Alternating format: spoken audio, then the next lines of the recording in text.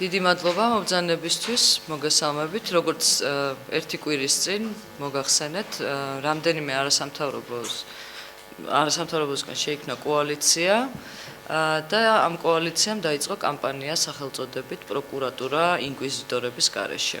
ჩვენ წარმოგიდგინეთ თქვენ 4 ვიდეო რგოლი, სადაც დასახელებულები არიან პროკურორები, რომლებზეც არის უამრავი საჩივარი შესული. თავარ პროკურატურაში, სხვადასხვა რაიონის და სხვადასხვა მხარის, რეგიონის პროკურორები არიან, ესენი ძირითადად არის ეს პოლიტპატიმრების საქმეში მონაწილე არიან, პოლიტპატიმრების საქმეში მონაწილე პროკურორები, თუმცა ჯერჯერობით რეაგირება მთავარი პროკურატურიდან არ მოჰყოლია ამ ყოველივეს. თუ ჩვენ მიუხედავად ამისა ვაგრძელებთ ახლა ამ კამპანიას, დღეს წარმოგიდგენთ 3 ახალ პროკურორს, ახალს ამ კამპანიის ფარგლებში, თორე ისე ყველასთვის ცნობილი საქმეებია. ჩვენ უფრო მეტი პოლიტპატიმარი და პოლიტდევნილი შემოგვიერთდა და მე მინდა მოვუწოდო ხელისუფლებას, რომ ცოტა მეტი ყურადღება მიაქციოს ამ ხალხს, რადგანაც ეს არის პარლამენტის დადგენილებით პოლიტდევნილებად და პოლიტპატიმრებად აღიარებული ხალხი და შესაბამისად სახელმწიფომ ერთხელ უკვე აღიარა, რომ სახელმწიფომ ჩაიდინა დანაშაული მათ წინააღმდეგ. კიდევ ერთხელ შეგვიძლია გავიმეოროთ ის, რომ ჩვენ არ მოვუწოდებთ არავის ვთქვათ დასჯისკენ და რაღაცა ესეთი რადიკალური ზომების მიმართვისკენ, უბრალოდ წარმოუდგენელია რაიმე პროცესი წარიმართოს სამართლიანობის აღდგენის თვალსაზრისით, თუ კი იგივე პროკურორები განიხილავენ ამ საქმეებს და საჩივრებს. აქ ბრძანდებიან ბატონი ვახტანგ მაისაია, ბატონი დავით ბეგიაშვილი, რომლებიც თვითონ წარმოადგენენ და გიპასუხებენ თქვენ კითხვებზე, არის თუ არა რეაგირება მათ საქმეებზე და მათ საჩივრებზე. და მინდა კიდევ ერთი ანონსი გავაკეთო, ესე ვთქვათ, რომ შემდეგ კვირაში ჩვენ შემოგთავაზებთ შინაგან საქმეთა სამინისტროს საკადრო პრობლემებს, ესე ვთქვათ, იგივე ფორმატში და უკვე შინაგან საქმეთა სამინისტროში ვინ მუშაობს იმ ხალხისგან, ვინც ეწეოდა, ვთქვათ, ასევე ძალადობას, რეპრესიებს სხვა ადამიანებისას, ამ ხალხსაც აუცილებლად გაგაცნობთ, ასევე იქნებიან ადვოკატები ჩვენი მხრიდან წარმოდგენილი, ვინც დანაშაულს ჩადიოდა თანამშრომლობდა პროკურატურასთან და იგეგმება ძალიან სერიოზული კამპანია ამ მიმართულებით. თუ გნებავთ ახლა გავუშვათ კლიპები და თქვენ ნახეთ ეს სახელები და გვარები, მე რას მინდა რომ ხაზი გაუსვა და თუ შეიძლება თქვენ რეპორტაჟებს ამაზე რომ გაამახვილოთ ყურადღება. ანუ ჩვენ ყველა ამ პროკურორზე გვაქვს დასკვნა, კვალიფიციური იურისტების დასკვნა. მათ შორის უმრავლესობაზე არის საიას დასკვნა მაგალითად, არის უკვე არსებული, ვთქვათ, NGO-ების და ესეთი გასათვალისწინებელი, ვფიქრობ, არასამთავრობო ორგანიზაციების და იურისტების დასკვნები და ჩვენ გვაქვს ყველა საფუძველი იმისთვის, რომ ვამტკიცოთ, რომ ეს ხალხი დანაშაულს ჩადიოდა. ისინი არ ღვევდნენ კანონს. ამიტომ მთავარი პროკურატურა ეხლა ამ საკადრო ცვლილებებისას ვალდებულია პრინციპში, ეს არის როგორც ღირსების და რაღაცა პრესტიჟის საკითხი, ასევე კანონის დაცვის საკითხი, რომ აუცილებლად მოხდეს ამ ადამიანების გათავისუფლება მაინც. ანუ გენერალურ ინსპექციას ჩვენ დღეს გავგზავნით მიმართვას, თქვენ გადმოგეცით ეს მიმართვა მთავარი პროკურორის სახელზე, ჩვენ მას ვთხოვთ ასევე შეხვედრას, რომ გავაცნოთ უფრო დეტალურად ამ პროკურორების საქმიანობა და ნუ რამე რეაგირება თუ იქნება მათი მხრიდან და რაღაცა საპასუხო რეაქციები თუ იქნება, აუცილებლად შეგატყობინებთ ამასაც. დიახ. თქვენი თქოთ, რომ ის პროკურორები გათავისუფლდნენ თანამდებობიდან, რომლებიც იხილავენ პოლიტპატიმრების საქმეებს. იცით რა, რომელზეც შესულია უფრო მეტი საჩივრები. ჩვენ უბრალოდ ესე დაემთხვა რაღაცა პოლიტპატიმრებმა გამოიჩინეს თვითონაც ინიციატივა, ჩვენც დაუკავშირდით მათ.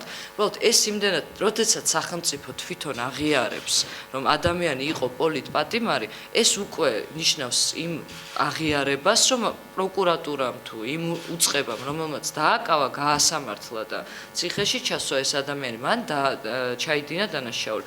ამიტომ დავიწყეთ, ვთქვათ, პოლიტპატიმრების საქმეებით, იმიტომ რომ აქ არის ცხადი და ძალიან ბევრი დარღვევა. თქვენც კი რომელსაც სავარაუდოდ არ აქვს ხო იურიდიული განათლება, ნუ ჩემი ვარაუდია ეს რახან ჟურნალისტი ბრძანდებით, თუმცა არ გამორიცხავს ამას.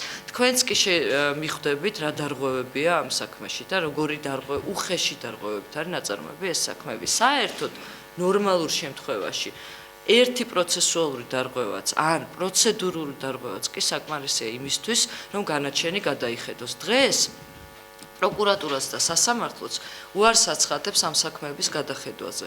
ეს რას ნიშნავს, რომ მოითხოვენ ახლად აღმოჩენილ გარემოებად სისხლის სამართლის იმაში უпростоოდ კანონიერ ძალაში შესულ ახალ განაჩენს, რომელიც იქნება საპირწონე წინა განაჩენის და ამის საფუძველზე იქნება არ ვიცი თუ გესმით ამდენი იურიდიული ესა ტერმინები და ნორმები.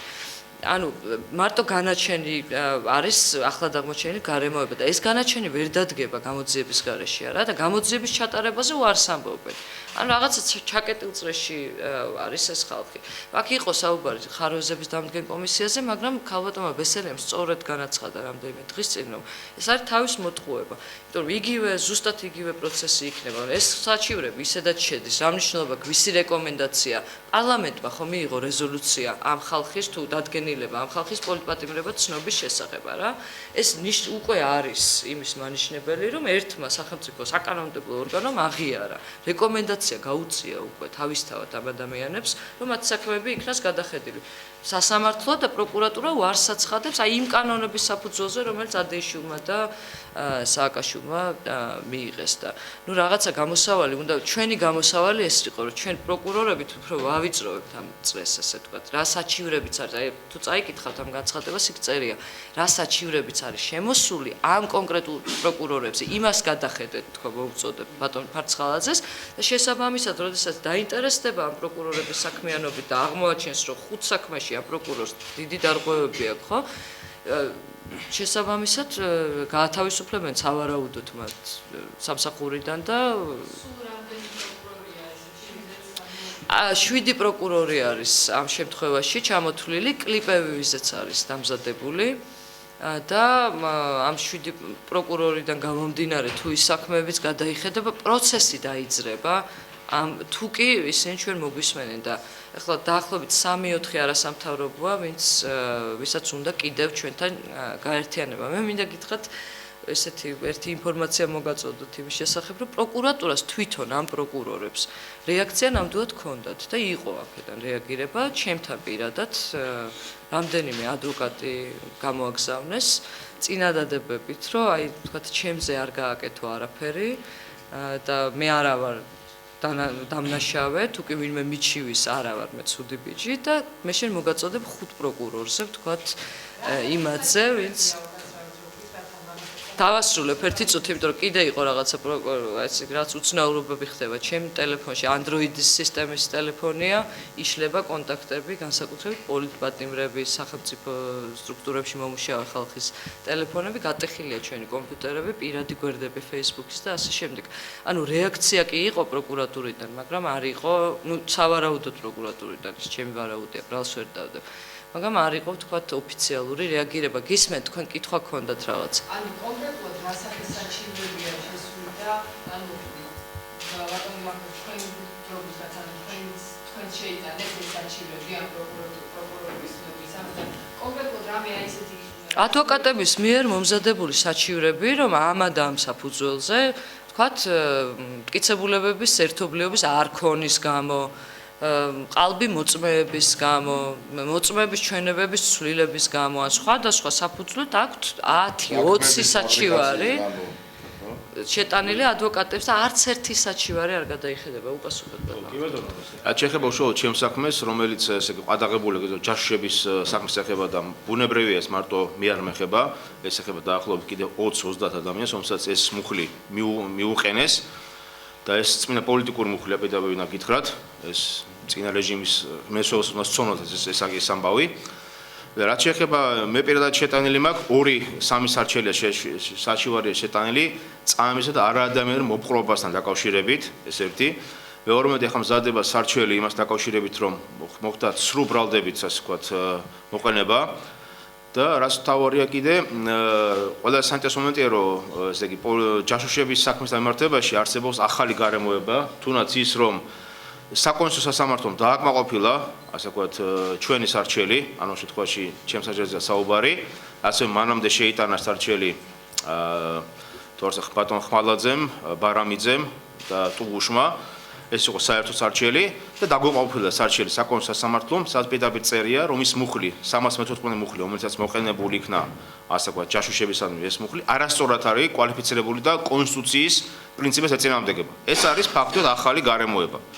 გარდა იმისა, რომ ესე იგი პატიმრობის სტატუსის მონიჭება პარლამენტის მიერ უკვე ესეც წარმოადგენს ახალ გარემოებას და პირადად ჩემს საქმეში კიდევ იმდენი ახალი გარემოება წამოვიდა, რომ შესაბამისად უკვე ესეც საკმარისია, რომ მთლიანად საქმე იქნას, ასე ვთქვათ, არათუ ხელახლა გამოძება, მთლიანად დაშლილი. ანუ ყოველ შემთხვევაში საქმის მიმართ არავითარი, ასე ვთქვათ, საფუძველი არ არსებობდა თუნდაც ამ მუხლის მოყენების.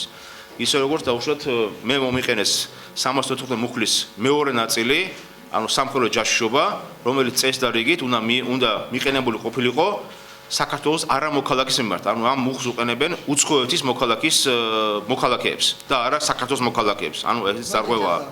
საქმე ნომერი 6. რეპრესირებული მერაბ გორგაძე, პოლიტპატიმარი, დააპატიმრეს 2009 წლის 11 იანვარს. გაასამართლეს სიცოცხლის მოსპობის, ჯანმრთელობის დაზიანების ან ქონების განადგურების მუხარის ბრალდებით. ინკვიზიტორი დავით ჭარბაძე, პროკურორი, მოქმედი, ნუ მივცემთ უფლებას. საქართველოს სახელით გადაწყვიტოს მოქალაქეების ბედი. პროკურატურა ინკვიზიტორების გარეშე. საქმე ნომერი 7. რეპრესირებული ვახტანგ მაისაია, პოლიტპატიმარი, დააპატიმრეს 2009 წლის 5 მაისს ჯაშუშობის და სამხედრო ჯაშუშობის ბრალდებით. მიესაჯა თავისუფლების აღკვეთა 20 წლით.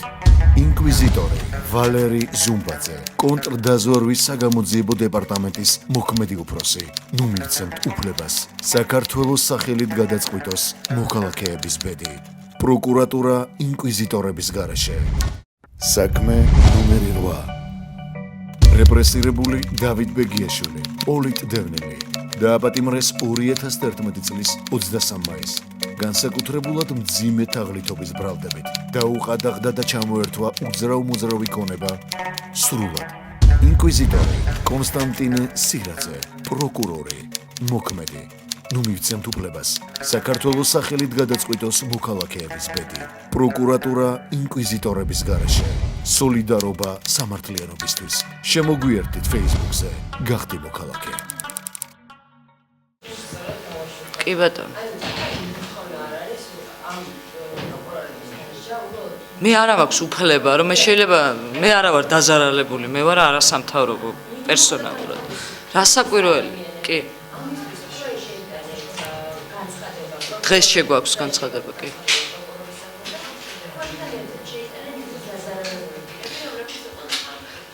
იცით როგორ არის? ეს ადამიანები ამ ადამიანებს შეტანილი აქვთ. და პრაქტიკულად ეს ჩვენი განცხადებები ურეაგირებოდათ რა. ანუ მე ჩემს უკან დგანან ეს ადამიანები, მეთქი მე ამას მიუთითებ, ამ რახან მოვიდნენ და კლიპებში მონაწილეობა ისურვეს და თვითონაც ისურვეს ამ აქციაში ჩაბმა, ესენი თქო რაღაცნაირად გაერთიანდნენ არა და მოძრაობა არის ზოგი ერთ NGO-შია, ზოგი მეორეში და ეხლა შევქმნით ეს კოალიცია ამისთვის. რომ ამ ვიზეთს ვაკეთებთ ამ კლიპებს, ანუ ამ ადამიანების სახელით რასაკვირველია. მე წერ ქვემოთ, რომ მე ამ მასალებს დასკვნის სახით, იურისტების დასკვნით ამ მასალებს მოგაწოდებთ თქვენ მეთქი და ეხლა ეს მედიის საშუალებით წესით მედიის ინტერესიც უნდა იყოს ამის გაშუქება ისე, რომ პროკურატურის ყურამდე კარგად მივიდეს ეს ამბავი, იმიტომ რომ ეხლა გარდა იმისა, რომ ტელეფონში შემომიძვრნენ და თქვათ Facebook-ი გაგვიტეხეს და რაღაცა ადვოკატებს მიგზავნიან, რომ სხვაზე მოგაწოდებ ინფორმაციასო, ამის მეტი რეაგირება ოფიციალური სახით არ მოყოლია. მე ვიცი, რომ მიდის საკადრო ცვლილებები. უბრალოდ ეს ჩვენი აქცია ძალიან დაეხმარება მთავარ პროკურატურას იმაში, რომ აი თუნდაც ამ 7 პროკურორის სახელს და კვარს რომ წაიკითხავს ბატონი ფარცხალაძე, ხო, დაინტერესდეს რა საჩივრებია გენინსპექციაში ამაზე შემოსული და არა აქვს უფლება გენინსპექციასო დამალოს ეს საჩივრები, ხო? ამას აწერს 4 არასამთავრობო ორგანიზაცია და 8 დაზარალებულის შესახებ არის ეს ვიდეო კლიპი გადაღებული. დიახ, ბატონ ორთარ ფარცხალაძის სახელზე. გათავისუფლებას მოვითხოვთ, აი მთელი პრესკონფერენცია ამაზე ვლაპარაკობ. ეს არის მოქალაქე, ეს არის სამოქალაქო სოლიდარობა. ჩვენთანაც არიან ამ ესენი გაერთიანებული არიან ყველა ამ მაშინ ტრანსცენდ ჯორჯია და კავკასიის დემოკრატიული ინსტიტუტი. დემოკრატიული განვითარების მამუკარიშიძის დემოკრატიული ინსტიტუტი. კავკასიის დემოკრატიული ინსტიტუტი. დემოკრატიული ინსტიტუტი. მე ორი სიტყვით დავამატებდი რა თქმა უნდა მე წარმოადგენ ორგანიზაციას სამოქალაქო სოლიდარობას ჩვენც უერთდებით ამ საერთო პათოს ამ ჩვენი აქციით გვინდოდა ესე ვთქვათ მივექცია საზოგადოების როგორც საზოგადოების ყურადღება ასევე ხელისუფლების ყურადღება იმ ძირითად პრობლემებზე რა პრობლემებიც არსებობს საქართველოში მეგობრობის უსამართლობას და იმ სამართლიანობის პროცესის ასე ვთქვათ შეჩერებას და არადგენას და რაც შეეხება პირადად მე პირადად გახლავთ პოლიტიკელი რამოდენიმე წლის განმავლობაში რეგულარული დევნილობაში შვეიცარიაში ვახდით და პირადად მე ერთ-ერთმა პირველმა შევიტანე განცხადება ესეთი ჯგუფი არსებობდა საინსტიტუტო უცხოება დამცველი ჯგუფები ბიზნესმენები საქართველოს თავისუფლების ბიზნესების რომელმაც ჯერ კიდევ იმ ხელისუფლების პირობებში 90 ადამიანის იდენტიფიკაცია მოახდინა რომელებიც მოქმედებდნენ ესე ვთქვათ ჩვენი კომპანიის წინააღმდეგ რომელსაც ადანაშაულებდნენ არაკანონიერ მოქმედებაში ეს არის კომპანია ალბათ ჯგუფი ესეც თავის დროზე გადავეცით პროკურატურას ამაზე არანაირი რეაგირება მათ შორის ეს ადამიანის გახლავთ ისიაში რომელიც ვიდეოებში იხილეთ თქვენ და ესეთი ბევრი შემთხვევა არის და ყველაზე შენიკური ის გახლავთ ამ შემთხვევაში რომ ისევ ეს პროკურორი იძიებს იხილავს იმ შემოქმედებას ის განცხადება აი ამ პრობლემების შესახებ ისევ ამ ადამიანს ესეთი შემთხვევები ამბები ანუ ქალბატონ ბესელია ხო ამბობდა იმ დროს ხა მე რატო ახსენებს რომ ბესელეს იმიტომ რომ ძირთად ის არის რესპონდენტი მთავარი ამ სამართლიანობის აღდგენა არ აღდგენის თემაზე არა ამბობდა რომ არ აქვს აზრი და ჩვენ უნდა ვეძიოთ რაღაცა ახალი გზები იმისთვის რომ მოვძებნოთ უბრალოდ ახალი გზები იმისთვის რომ რაღაცნაირად მექანიზმი შევიმუშაოთ აი არის ერთი ძალიან მარტივია ეს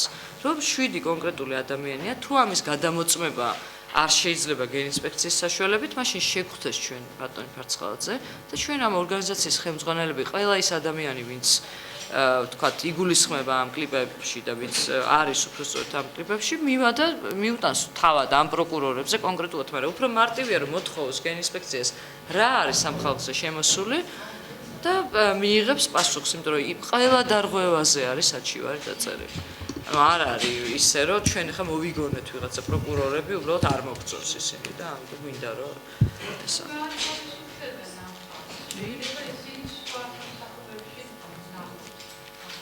იცით რა როგორც ხა თავარი არ გამოიძიოს პროცესი უნდა დაიწყოს და ეს თვითონ პროკურატურის საქმეა და ეს არის სამართალდამცავების საქმე. მე როგორ ჩავერიო მათ კომპეტენციაში. მე როგორც არასამთავრობო შემიძლია რეკომენდაცია და აქციის გაკეთება შემიძლია კამპანია, კლიპი გადავიღო. მეტი რა მედიაში თავისთავად უნდა დაინტერესდეს და გაგრძელება უნდა მოხდეს ამ პროცესზე. ზუსტად აი ამას ემსახურება ხა ჩვენი აქციაც რომ დაინახოთ როგორც საზოგადოება ისე პროკურატურა ხელისუფლება რომ აი ეს ადამიანი ამ ადამიანებს ადანაშაულებს და როგორც მინიმუმ დაინტერესდეს და გამოიწვიოს. წესით ყველა მათგანი არის სისხლის სამართლის პასუხისგებაში მისაცემი, მაგრამ არ ვამწვავებთ თქვათ ჩვენ ესე არა, ჯერ გაათავისუფლონ და მერე თვითონ პროცედურულადაც ესეა, რომ აუცილებელია რომ მიცეს სიტუაციაში აცილება უნდა მიცემ, მაინც იმიტომ რომ ჩვენ ამას ვადანაშაულებთ. ინტერესთა კონფლიქტი მაინც ხო არის, არა, მაგ შემთხვევაში რა. გათავისუფლებას უფლებამოსილება როგორ უნდა შეუწყდეს როგორც მინიმუმ. იცი რა, მე ზოგადად ოპტიმისტი ადამიანი ვარ და მაქვს იმედი რომ მოყვება რეაგირება. ყოველ შემთხვევაში თუ იქნება მედიის მხრიდან მხარდაჭერა, თუ იქნება, ანუ საზოგადოების აზრს ჩვენ გეუბნებით ახლა თქვენ და მე თქვენ პირობას გაძლევთ რომ გამოვთქვამ აი ამ პოზიციით გამოვთქვამ საქართველოს მოსახლეობის დიდი ნაწილის პოზიციას. თუ მედია შეუწყობს ხელს ამას, ესა თქვენზე დამოკიდებული როგორც წესი, იძულებული იქნება ხელისუფლება რომ რეაგირება მოახდინოს. უბრალოდ მედია რაღაცა სხვა თემებს დასდევს როგორც წესი და სხვა თემებით ინტერესდებიან. კიდევ ერთი მინდა გავაკეთო განცხადება ოფიციალური და ამ განცხადება პასუხისმგებელი ვარ სულად. მე ვამბობ, რომ ამ ადამიანების დატოვება თანამდებობაზე არ არის მარტო სამართლის აღდგენის საკითხი, ეს არის სახელმწიფოებრივი ინტერესი, ეროვნული ინტერესი, რატო? იმიტომ რომ ჩემს საქმეში ეს წარმოჩენილი ვალერი ზუმბაძე, რომელიც კონტაზორის დეპარტამენტის წარმომადგენელი, მე მინდა თქვა, რომ ჩემს საქმეში ჯავშების საქმეში პროკურატურა ამ შემთხვევაში საერთოდ არ ფუნქციონირებდა, საერთოდ. მე პირადად ხარ პროკურორი, საერთოდ არ მინახია თვალით. ეს ძირითადად მუშაობდა კონტაზორის დეპარტამენტი, რომელიც არის ანტისახელმწიფოებრივი სტრუქტურა დღესაც და მინდა თქვა, რომ აი ეს ადამიანი მონაწილეობს ისეთი მნიშვნელოვანი სახელმწიფოებრივი საქმის გამოძიების საქმეში, რომელსაც გააჩნია საერთაშორისო დონის მნიშვნელობა, როგორც არის ლაფანკურის სპეცოპერაციის გამოძიება. ახლა ეს ადამიანი, როცა იძიებს ლაფანკურის ოპერაციას, ამ ადამიანს რა უნდა გამოიძიოს, როცა პირველი გამყალბებელი და პირველი, ასე თქვათ, მოვიტყოდი, დამნაშავე, სისხლამის დამნაშავე იყო და გააყალბა პოლიტიკურად მოტივირებული საქმეები. აი ეს უკვე სახელმწიფოებრივი დონის ინტერესს ეხება და ეროვნული ინტერესების საკითხებს ეხება. ამიტომ აი ეს არის დამაფიქრებელი და მნიშვნელოვანი. ძალიან დიდი მადლობა.